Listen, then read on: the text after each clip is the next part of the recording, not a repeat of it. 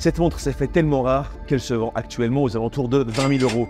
Et restez avec nous, car vous pouvez maintenant l'avoir pour le quart de son prix, soit 5 000 €, voire même encore moins cher. Cette montre, c'est la Vulcain Nautical. Et dans cette vidéo, je vous explique pourquoi c'est une des montres les plus cool du moment.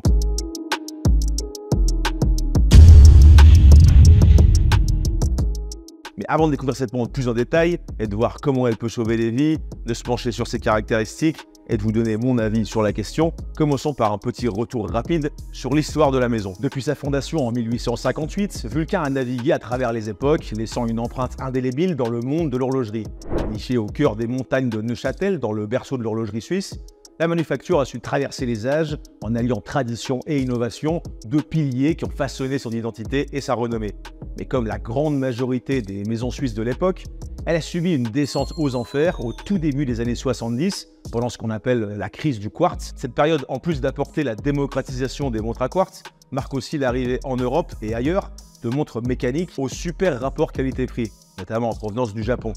Vulcain a donc fait faillite et elle changera de propriétaire plusieurs fois pendant les décennies qui suivirent, se trouvant au final entre les mains d'un groupe luxembourgeois, mais restant de manière générale dans l'ombre au point que les foules oublient complètement son existence. Mais c'était sans compter sur Guillaume Lédet qui trouvait dommage de laisser cette marque à l'abandon et en fin 2021, il proposa ses services de consultant au groupe luxembourgeois en question dans le but de redonner vie à Vulcain. Après 9 mois de travail entre ses bureaux à Paris et la manufacture Vulcain au Loc, donc, qui ne comptait alors plus qu'un horloger d'ailleurs, la marque revivait de ses cendres avec les premières rééditions des Cricket. Comme si une partie du microcosme horloger attendait en fait de pied ferme cette résurrection. Vous voulez d'ailleurs en savoir plus sur la question, allez jeter un œil sur notre interview de l'ami Guillaume Lédet.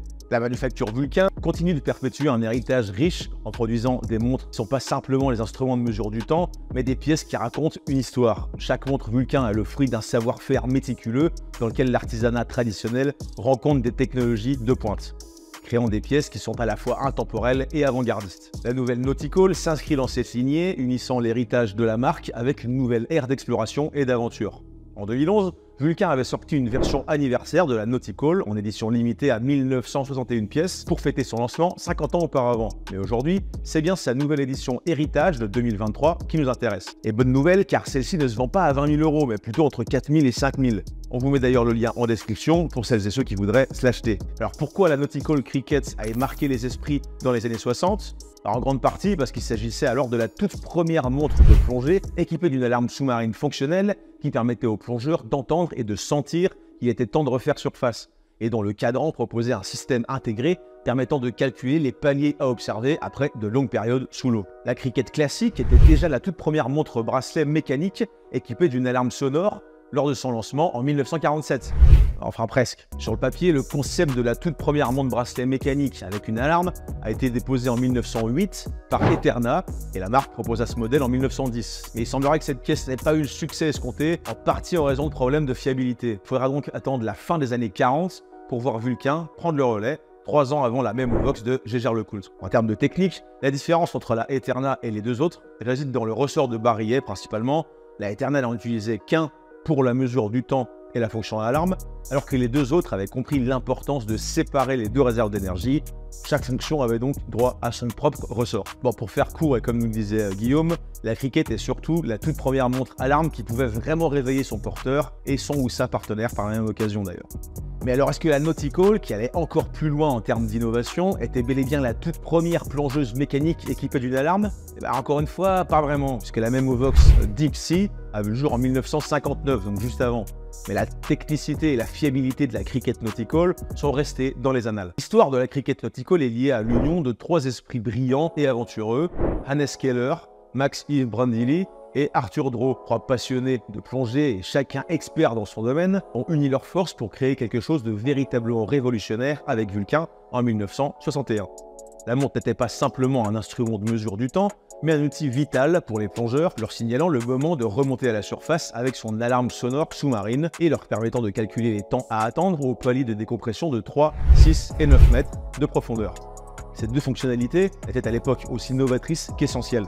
Système intégré permettant ces calculs, qui fut gardé d'ailleurs pour la version héritage, utilise 2 cadrans superposés, l'un fixe et l'autre rotatif, ajustable via une couronne dédiée à 4 heures. Les plongeurs pouvaient alors définir la durée et la profondeur de leur plongée, et la montre permettait de calculer les paliers de décompression nécessaires lors de la remontée à travers une longue et fine fenêtre rectangulaire sur le cadran. On reviendra sur le mode de fonctionnement tout à l'heure. Cette collaboration a non seulement repoussé les limites de ce qui était possible avec la technologie horlogère de l'époque, mais a également établi un nouveau standard pour les montres de plongée, faisant de la Vulcain Nautical un véritable pionnier dans son domaine.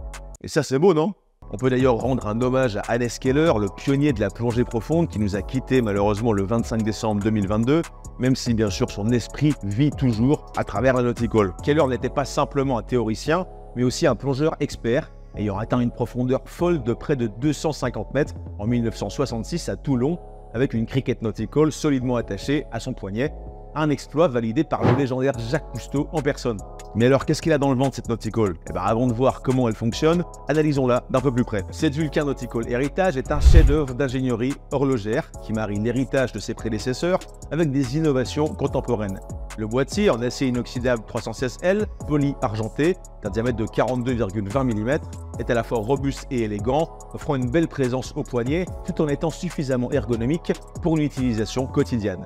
Bon oui, c'est une grosse montre, et le modèle original de 1961 l'était lui aussi, avec son boîtier de 42 mm. C'est d'ailleurs même un monstre par rapport à la taille moyenne des pièces de l'époque. L'une des caractéristiques les plus notables des montres de chez Vulcain, c'est l'utilisation de calibre vintage dans une montre au look fidèle à d'anciens temps. Beaucoup de marques se lancent dans le néo-vintage en emboîtant des mouvements modernes dans des pièces d'inspiration anciennes, mais Vulcain va bien plus loin. Le mouvement qui entraîne cette nouvelle Nautical, le calibre à remontage manuel Cricket V10, est un bon exemple. Tout simplement le même que le mouvement original, mais il est produit de nos jours. Il bat à 18 000 alternances par heure et propose 42 heures de réserve de marche, tout en offrant une précision et une fiabilité accrues.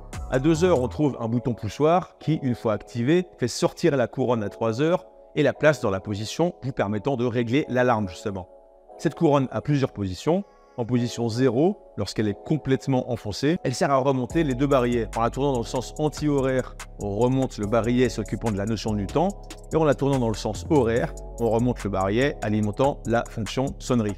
La couronne à 4 heures, elle, permet d'actionner le cadran rotatif bidirectionnel superposé au cadran fixe. Le cadran possède une belle flèche bien visible à 12 heures et des index de minutes et de 5 minutes. Il peut donc être utilisé comme une lunette rotative classique de montre de plongée, donc pour chronométrer un événement, mais ce n'est pas sa seule utilité. Comme on l'expliquait, il permet surtout de calculer les temps de décompression au palier de 3 mètres, 6 mètres et 9 mètres de profondeur. Alors comment ça marche? Allez, avant de se pencher sur le design et le prix de cette Nautical Heritage et de vous donner mon avis sur la question, découvrons comment ce cadran rotatif permet de faire des calculs savants grâce aux tables de Keller-Bullman. Bon, première étape, vérifier l'heure, puis décider d'un temps de plongée et d'une profondeur. Pour l'exemple, disons qu'il est 10h10 et qu'on veut plonger à 30 mètres pendant 50 minutes. On presse donc sur le bouton poussoir à 2 heures pour faire sortir la couronne qui nous permet de placer l'aiguille d'alarme sur le 12. 10h10 plus 50 minutes égale 11h. C'est 10h10 plus 50 minutes, ça fait 11h, donc on est sur le 12. Okay. Deuxième étape, dévissez la couronne à 4 heures et faites tourner le cadran pour que la flèche de 12 heures s'aligne avec l'aiguille des minutes. Ici, on va donc l'amener sur l'index de 10 minutes, donc à 2 heures sur le cadran. Vous me suivez? Ok. Troisième étape, pour découvrir le temps de décompression nécessaire, on lit les informations sur le cadran rotatif. Sur celui-ci, on découvre 4 cercles blancs, chacun correspondant à une profondeur. En lisant les chiffres inscrits en blanc, on peut lire que le cercle extérieur correspond à 30 mètres, ce qui est la profondeur de notre plongée. Donc l'aiguille d'alarme qui est positionnée à 12 heures nous permet de lire sur ce cercle extérieur le temps de décompression complet nécessaire pour une plongée de 50 minutes. On voit ici que l'aiguille est placée sur le 25, soit 25 minutes de décompression au total. Quatrième étape, pour savoir comment diviser ces 25 minutes entre les paliers de 3 mètres, 6 mètres et 9 mètres, faites tourner le cadran rotatif pour que l'extérieur de la fenêtre rectangulaire soit sur le 25, les 25 minutes. Le reste de la fenêtre nous montre les temps de décompression aux 3 paliers. Donc ici, 0 minutes à 9 mètres, pas besoin de s'arrêter, 6 minutes à 6 mètres, et 19 minutes à 3 mètres. Et voilà, c'est tout. Easy, non? Ok, ça reste un peu compliqué, d'accord, mais une fois qu'on a compris le truc, en vrai, c'est assez rapide. La montre devient un vrai outil de mesure, faisant gagner du temps aux plongeurs et leur permettant de rester sains et saufs. En tout cas, c'était le cas en 1961. De nos jours, les calculs se font plutôt à l'aide de matériel sophistiqué, d'ordinateurs dédiés, etc. Mais sérieusement, est-ce que c'est pas 100 fois plus cool de pouvoir faire ces calculs avec une montre mécanique? Ce pied de nez aux montres connectées et autres outils modernes n'est-il pas ce que l'on recherche dans une montre qui sort de l'ordinaire? En tout cas, la montre annonce la même étanchéité que le modèle d'origine, à savoir un impressionnant 30 ATM, donc 300 mètres. Elle est véritablement prête à vous suivre dans les profondeurs. Même son bracelet cuir a un revêtement carbone qui lui permet de supporter l'eau sans problème. Mais du coup, quels sont les inconvénients de cette montre et mon avis général sur la question? Tout d'abord, le design est très fidèle à celui de la montre d'origine. On l'a évoqué, le diamètre augmente de 0,2 mm, mais pour le reste, on pourrait vraiment croire à une belle pièce de plongée de l'époque. Les différents niveaux du cadran offrent de la profondeur, l'acier poli du boîtier, ses formes arrondies, ses cornes légèrement courbées pour épouser la forme du poignet, les couronnes finement striées. La montre n'en fait pas trop, mais l'attention aux détails fait plaisir à voir et les finitions sont très soignées, tout en restant dans l'aura d'une montre outil. Il existe 3 versions. La première est la version classique que l'on a entre les mains et que la marque appelle Nautical Black White Luminova. La seconde est une version beige patina qui a ses index patinés artificiellement pour prendre un magnifique ton brun, appuyant encore sur l'aspect néo-vintage. Et la troisième est une version full black, plus sobre. Point intéressant et assez rare pour le souligner, la couleur n'est pas la seule chose que l'on peut choisir pour cette montre. Pour les 3 versions, vous aurez tout d'abord le choix entre un fond de boîte en verre saphir, comme celui qui est monté sur la montre de notre test, ou un fond appelé Triple Caseback. Il s'agit là d'une caractéristique emblématique de la Nautical, et ces 3 couches de métal servent en fait de chambre de résonance pour l'alarme sous-marine. C'était déjà le cas sur la version de 61, mais on retrouve ici une technologie améliorée pour assurer une sonorité encore plus claire, même dans les profondeurs de l'océan. J'ai pu comparer le volume de l'alarme de ma version, avec fond en verre saphir, à une autre montre qui était équipée du fond de boîte triple, et la différence était assez claire. Ne vous inquiétez pas, les versions au fond transparent ont bien assez de bruit pour vous réveiller. En plus, il vous permet de profiter de la vue sur le magnifique V10 en action avec son petit marteau et un beau logo Vulcain qui traverse la pièce sur la partie haute du boîtier. J'en profite pour placer un petit mot à propos de la Nautical Heritage édition limitée en collaboration avec Okara, que j'ai découvert au salon We Love Watches il y a quelques temps et que j'ai tout simplement adoré. On a aussi vu passer la collab avec le revendeur italien dont je vous affiche le nom ici parce que je sais pas le prononcer, bien plus flashy avec un mariage noir-orange hyper efficace. Bref, des exemples de collab réussis avec de vraies identités propres. Ça fait plaisir. Mais revenons à notre Nautical Heritage classique parce qu'on n'a pas fini avec les choix disponibles. Pour la version classique et la beige patina, vous aurez le choix entre un verre saphir superbement bombé comme on le voit sur cette vidéo et un verre en acrylique bombé de la même manière, réservé à celles et ceux qui veulent vraiment se rapprocher au plus près de la version vintage. De base d'ailleurs, j'aurais choisi l'option acrylique pour le clin d'œil vintage que je trouve génial comme d'habitude, mais ce saphir bombé est tellement impressionnant qu'il a mon vote final. Le choix d'utiliser un saphir mais de le bomber à outrance pour matcher le rendu visuel du plexiglas de l'époque est audacieux et ultra réussi. En fonction des choix de verre, de fond, de bracelet et autres, cette Cricket Nautical Heritage annonce un prix catalogue entre 4 200 et 5 000 €. Elle parle non seulement aux plongeurs, mais aussi aux amateurs d'horlogerie et aux collectionneurs. C'est pas simplement un instrument de mesure du temps et de la plongée, mais c'est un rappel vibrant des profondeurs insondables de la curiosité de l'exploration humaine. Rappelons aussi que les Nautical Vintage, comme la référence 2321, se vendent autour de 20 000 €. Bon, pour moi, cette Nautical Heritage est une montre très technique, foncièrement attachée au passé, qui ne répond pas au code d'aujourd'hui, à part pour son format de 42 mm. Elle s'adresse à une niche de connaisseurs en recherche de pièces historiques ultra poussées, mais surtout ultra cool. Pour moi, il n'y a pas d'autre mot qui la résume mieux en fait. Cette pièce était clairement dans sa technicité si spécifique, dans son rendu général et dans son mépris des codes de l'époque, en avance sur son temps. La preuve en est que plus de 62 ans plus tard, elle revient encore plus forte que jamais.